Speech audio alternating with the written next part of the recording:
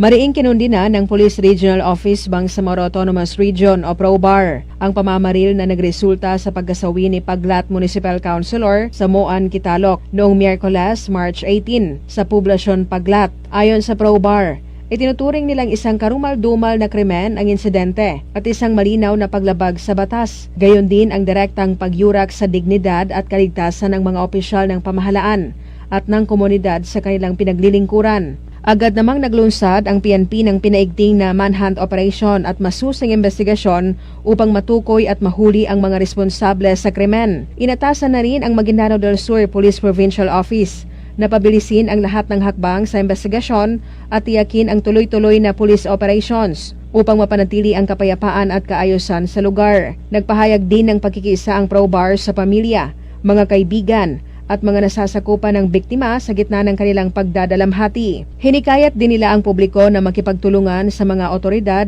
sa pamamagitan ng pagbibigay ng impormasyon at agarang pag-uulat ng anumang kahinahinalang aktibidad sa pinakamalapit na himpilan ng PNP. Iginiit ng PROBAR na mahalaga ang sama-samang pagbabantay ng komunidad upang mapabilis ang paghahatid ng hustisya at mapanagot ang mga salarin. Matatandaan, umaga ng Miyerkules, habang may kausap sa labas ng bahay ang municipal councilor, ay bigla itong pinagbabaril.